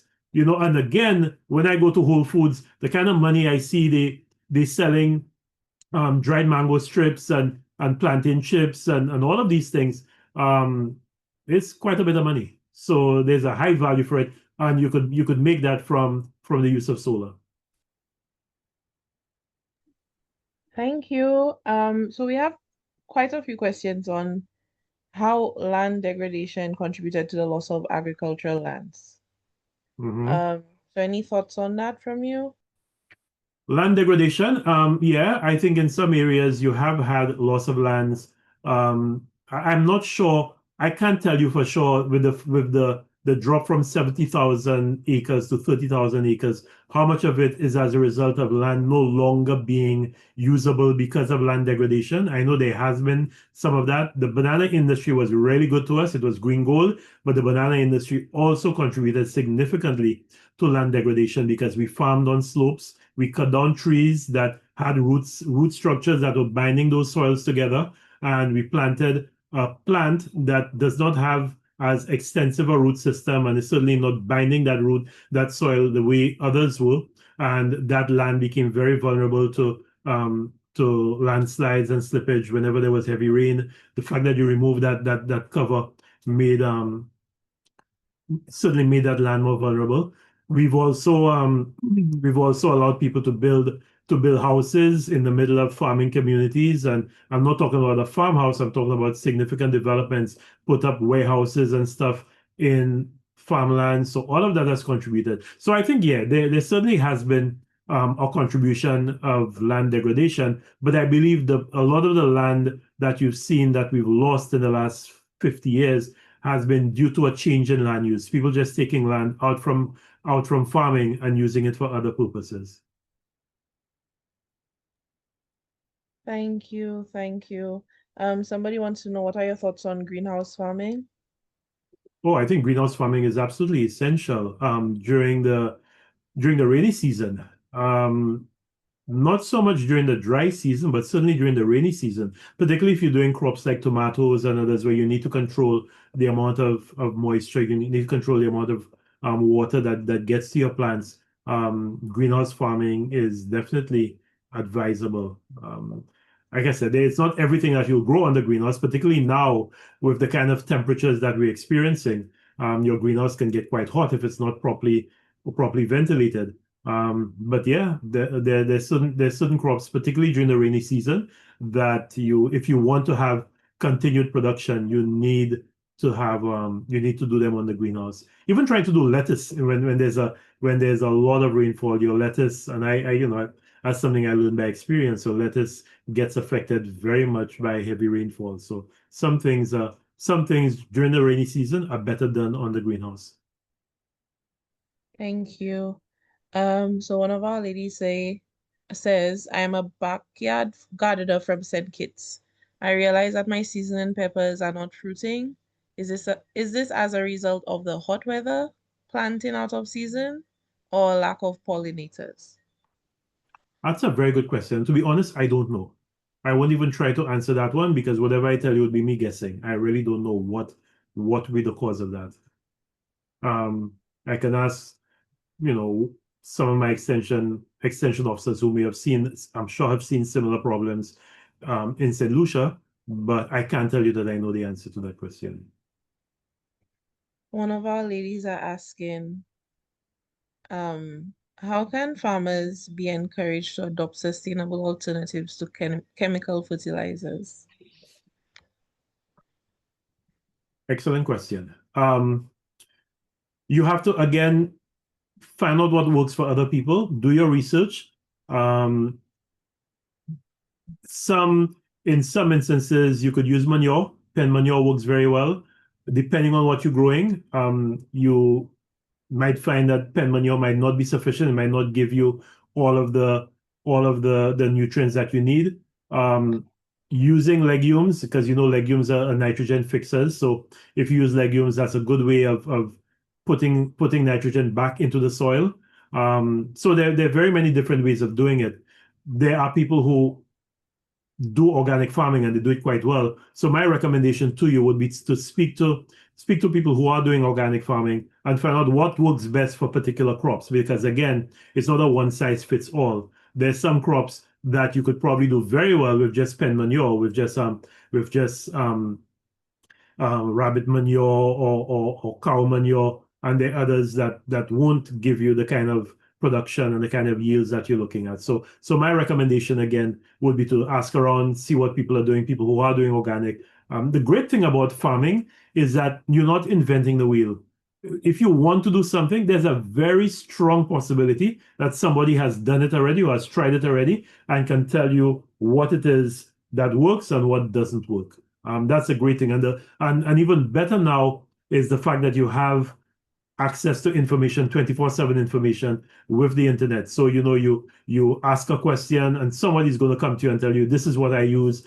And just make sure that they're responding from a tropical environment like yours, because you don't want somebody in New Zealand telling you what they did, because that might not be applicable to you. But and again, that's why I spoke about setting up these information groups by WhatsApp or whichever other way you want to do it, because that way you ask that question and you'll be surprised the number of people who come back and tell you, yeah, that's what I did. I was a little anxious about doing away with fertilizers, but I started and then I had a few problems in the beginning. My yields were not what they used to be, but now I have a good rotation. I do crop rotation. I do nitrogen fixing with my legumes. I use manure. You might find that manure from a particular animal is better than manure from another animal for certain crops. All of these things. There are people who've tried, who've made the mistakes, and who've perfected it. So my recommendation is, and again, I think that's another thing that Helen's daughters can do, is to be that bank of information, is to collect that information and do, almost like a frequently asked questions, or just have it in a place where it can be retrieved, or you have access to farmers who could get that information. And that is where your farm organization is so helpful for you, because it helps you get information that on your own, it will take you too long to get. Definitely. Actually, a lot of ladies are asking about using soapy water. So I have several different questions. Speaking to soapy water to treat um slugs, mealybug, and I cannot find that other question, but basically soapy water to treat Oh yeah, whatever insects that might be attacking, invading the crops. soapy water is a great quote unquote insecticide, because it's a surfactant, so it does make it very difficult for some of those pests to survive. So yes, soapy water is extremely effective, particularly for your leafy crops. Extremely, extremely effective. Several people are curious how, since your tanks are in the ground, do you use a pump to move it around? Unfortunately, I do. Yeah, I have to use a pump to move it around. So I have to use a pump to pump the water out. That's the disadvantage of not having gravity fed tanks. So if you have gravity fed, then you could irrigate without having to use a pump. But I couldn't do gravity fed. I couldn't put 10 1,000-gallon tanks on my roof. My roof would collapse. And if you think I had problems with my wife over tanks buried in the ground, think of what it would be if my roof collapsed because I had a tank on my roof. So I have to put it in the ground and then use a pump. So yeah, I use a pump for my tanks. Thank you. One of our ladies regarding the backyard garden question, one of Mhm. our ladies is saying I guess this is her thoughts on it. Um, she said the backyard garden from St. Kitts with the peppers, not fruits. It depends on the environmental conditions the plant is growing in. It depends on human action, adequate watering, feeding the plant, care and maintenance, and the changes in weather may have some impact. So So you that's so you some see advice that. from one of our farmers. That's what I meant about the beauty of a group. The beauty of a group is you Yes. put that question out there and immediately you get a response, because somebody has had that problem, somebody has dealt with it, somebody has seen it, particularly when you have a group as big as this one. So you'll find that there are few questions that you'll put out into a group like this, and somebody does not have a response or does not have some advice they can give you. So thank you for making that point very well. Thank you. Yes, thank you. Um, so one of our ladies says, my backyard garden is lots of blue barrels. I am now experiencing fungus and was told that I need to aerate the soil. I was told the soil is too compact. How can I solve that problem? I have lost all of my tomatoes and most of my sweet peppers. That's one of the challenges about farming in closed spaces. Your soil does get compact very, very often, and it's something that I do. I have to do very often. Is once I've finished the harvest, is to now go and aerate the soil because you are constantly watering a small area that water is not expanding. There's no place for the soil to move. The soil is contained in a box, in a tire, in a barrel, and that soil will get compact. So you do have to aerate that soil every so often. You do have to add organic matter to that soil. So every so often, I will, in addition to digging up the soil and aerating it, I'll also work manure into it to increase the organic content of the soil. It is something that you have to do. Otherwise, your soil then becomes like concrete, and it does not have the level of productivity that it used to have before. So most definitely, you have to aerate your soil. But the good thing about that type of gardening is that it's much easier for you to manage. So you're dealing with this discrete lots. So your lot is a tire, your lot is a box, your lot is a barrel. And if you don't have a lot of time, and if you don't have the level of dedication that the beautiful ladies on this group have, and you're doing this more as a hobby, then that's the best way to start. Eventually, you might find that you want to graduate from that into open field farming, and that's good, but it gives you an opportunity to learn how to do it properly, or if you just don't have the time, to do it in a manner that you can manage, because it's a lot easier to manage the weeds in a tire than it is to manage weeds that are all over your plot. So it does have its benefits, but like I said, you must aerate, and you must increase the organic content of your soil every so often. And another thing I didn't speak about, and that was an error on my part, but composting. I would highly recommend composting, because that's one good way of increasing the organic content of your soil. Take your kitchen waste, not your animal kitchen waste, but all of your vegetable kitchen waste. Put it in a compost bin, turn it around every so often, and you will find what comes out of that is so rich that is amazing to add to your tires, or even in your open field, but most definitely in your tires, in your boxes. So composting, I highly, highly, highly recommend composting. And the other thing about composting is that it's good for the environment, it's good for the climate, because instead of throwing this and it gets into a landfill, remember what I said on Tuesday about landfills, that they are the major producers of methane gas. Well, that is material that you're preventing from reaching a landfill that would then be converted to methane gas, because you're now diverting it into your compost bin. It breaks down in that compost bin, and you're now using it, putting that material back into the soil, as opposed to it going to a landfill, producing methane gas and being lost to us permanently. Thank you. One of our ladies are asking, can I use a water pump to channel from a river for irrigation? You can, but you have to be careful with how much water you're taking out of the river, because rivers don't belong to you. Rivers belong to everybody who is living along that water course.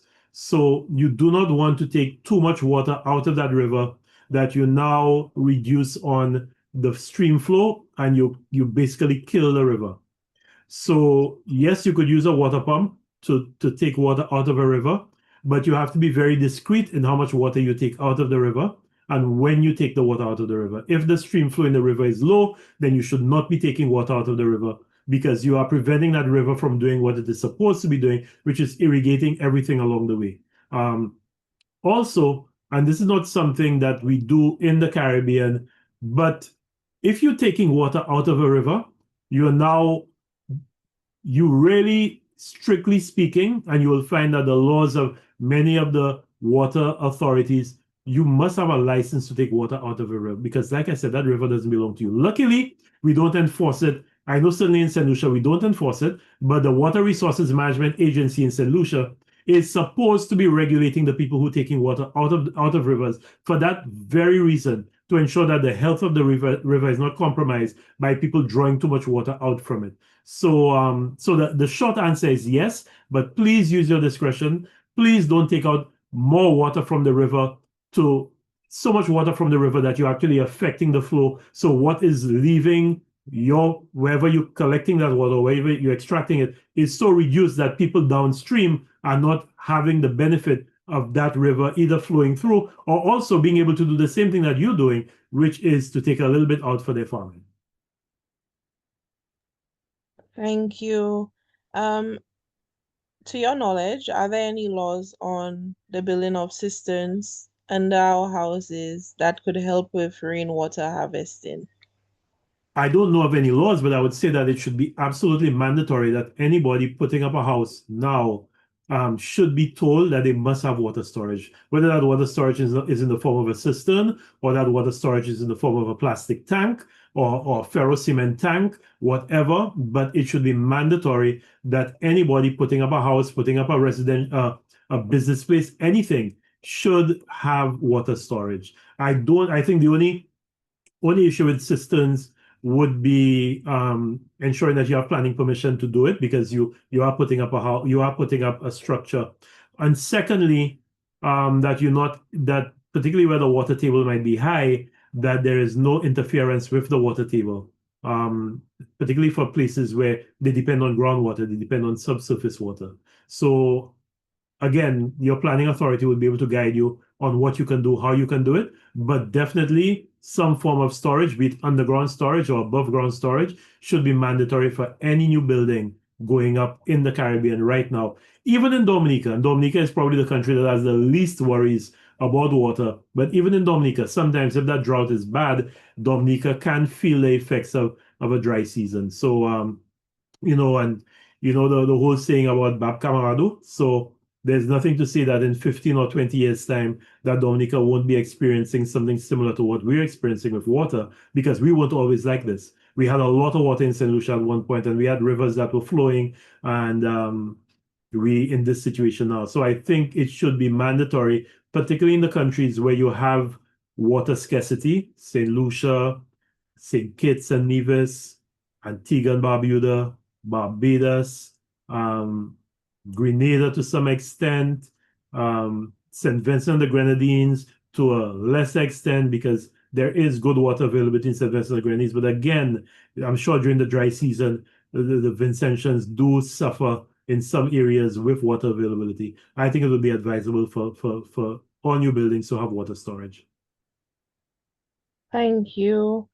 So a few of our ladies are asking, um, about the use of manure. So, is it before you begin planting, or do you add to the plants after planting? And ironically, one of our ladies um made a statement saying that um, in her organic farming, she uses manure, but it's a process that takes time, which is the reason why persons opt for fertilizers more frequently than the use of manure. Correct, because fertilizers are engineered to deliver nutrients to the plant very quickly. Manure is a slower release.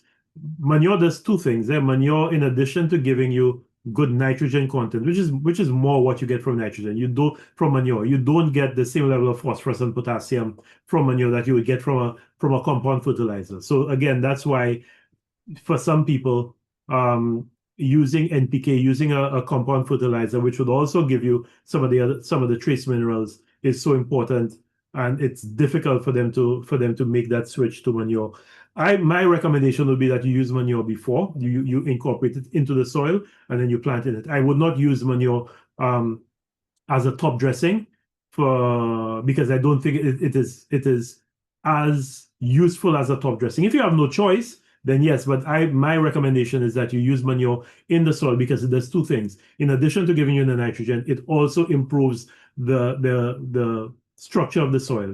It helps you aerate the soil, it helps you break up the soil a bit. So I would use manure. I'll use manure before I plant.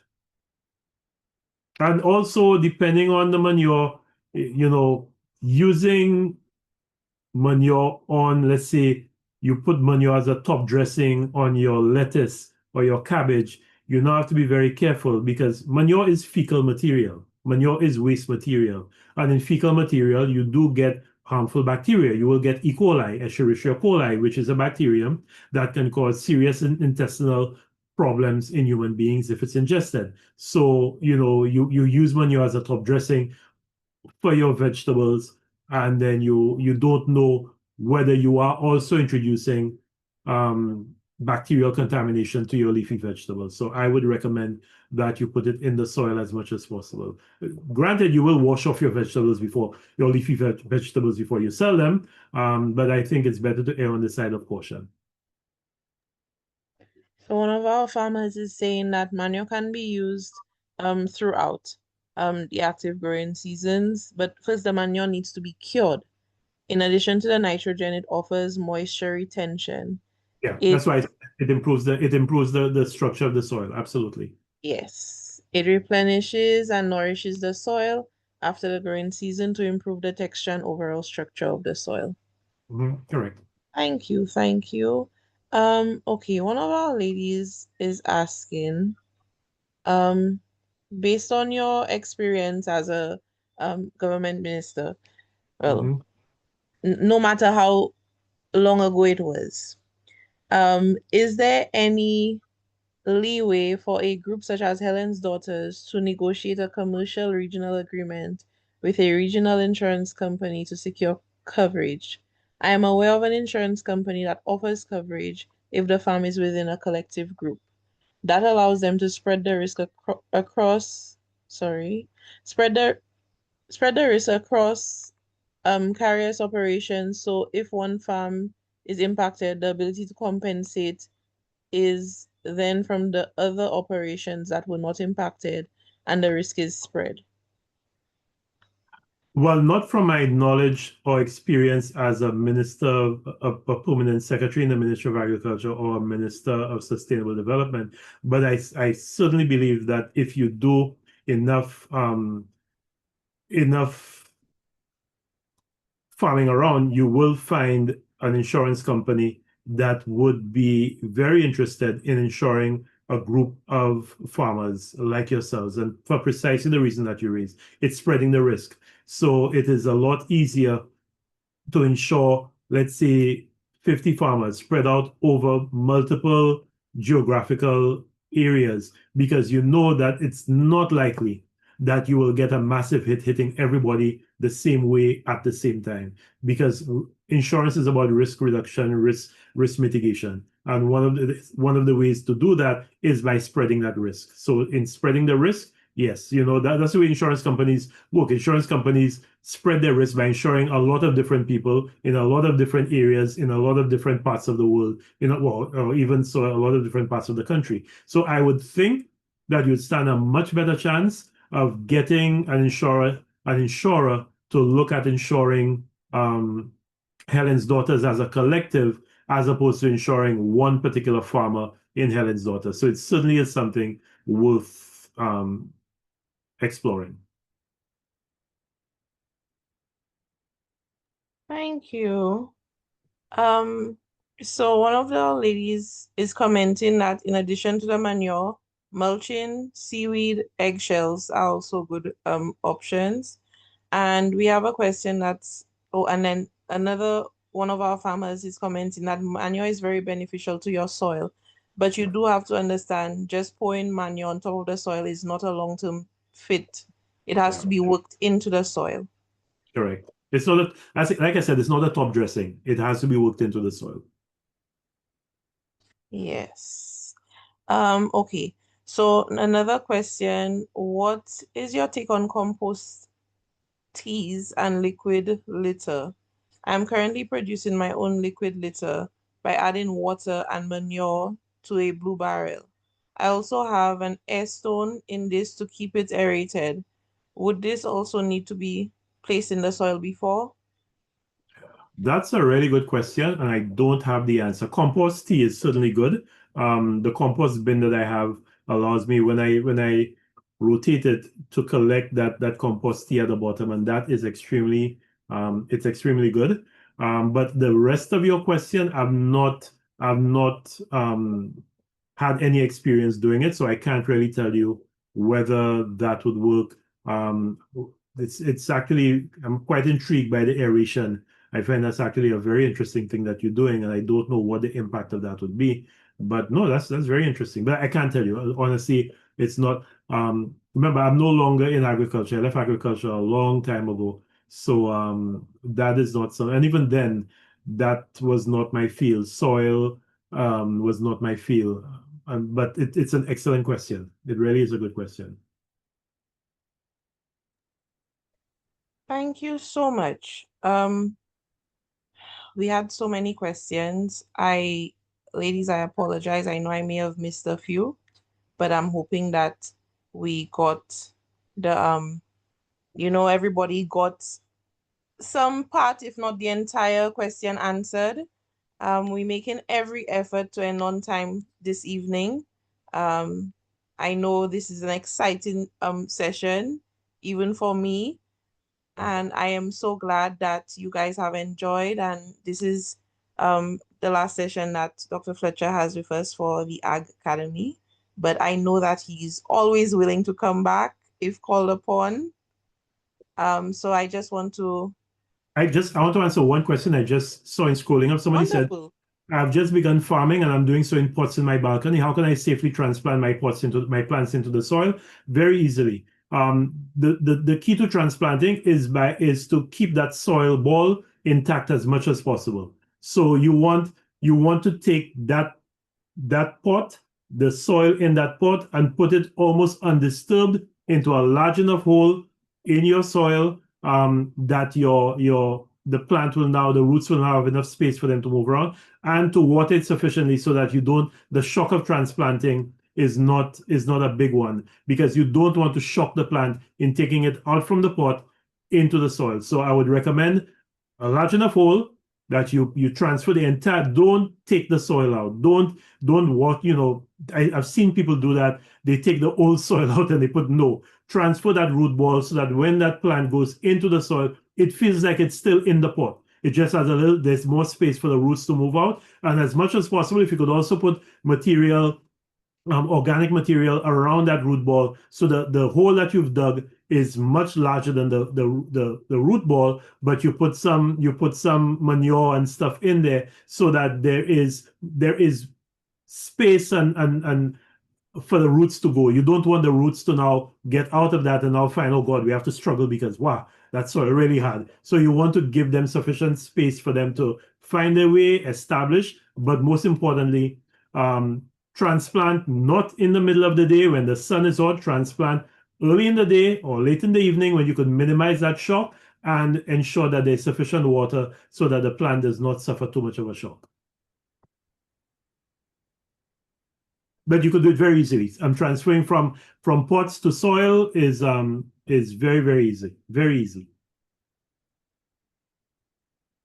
So someone is asking, what are your thoughts on trellising? Trellising is necessary for some plants, so it depends on what you're doing.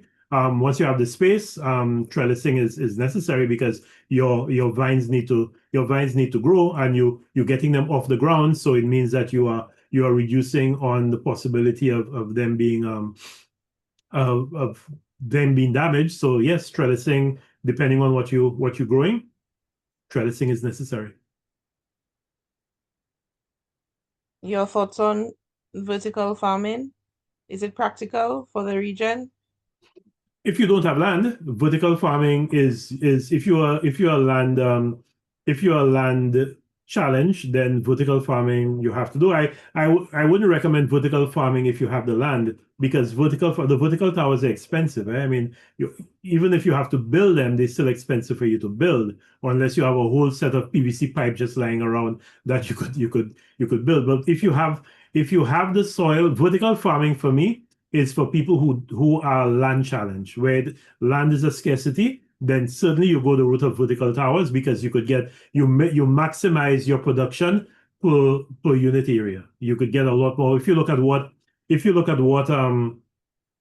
the National Council of Persons with Disabilities, the amount of lettuce that they're able to grow in the aquaponics farm in Viewfort, there is no way they'd be able to grow that amount of lettuce in that same area of land that that greenhouse is on. So vertical farming certainly allows you to maximize your yield.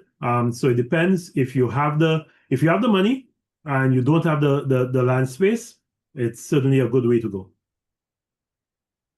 Someone would have commented that Wasco is now enforcing their rule where no new connections will be done if more than 10 lengths of pipe is required. Ouch. Okay. Did they say why? No, she did not include the reason. Another one of our, maybe she will as we go along.